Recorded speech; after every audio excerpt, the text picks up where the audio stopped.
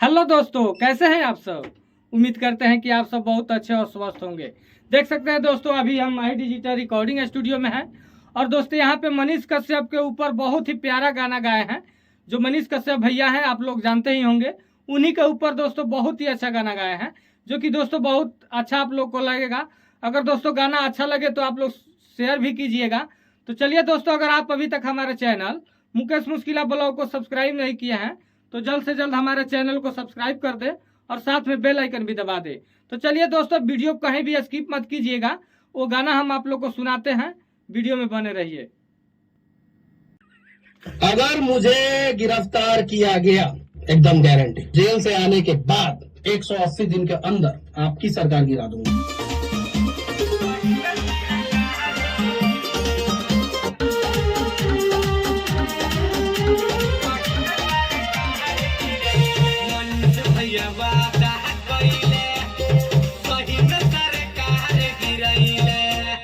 मनीष भैया वादा कइले, सही में सरकार गिरइले।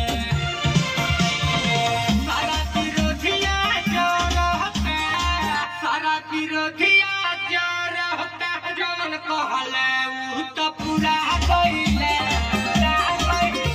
मनीष भैया वादा कइले, सही में सरकार गिरइले। मनीष भैया वादा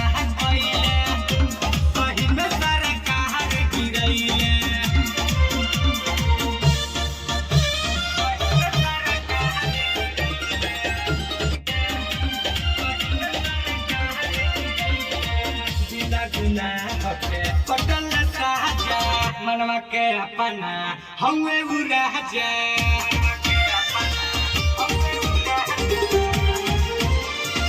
बिना गुनाह के कटल साजा मनवा के अपना हमें उड़ा जाए। मनवा के अपना हमें उड़ा जाए। होई बिहार के भलाई हो, होई बिहार के भलाई हो, सब का ही बतला दिहले। मनीष भैया वादा कइले, सही में सरकार गिरइले।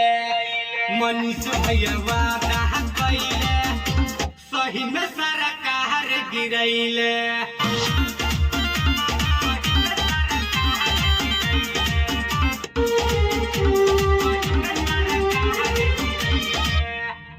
कितना विरोधी अइले गइले, आखिर में उनके जीत भइले।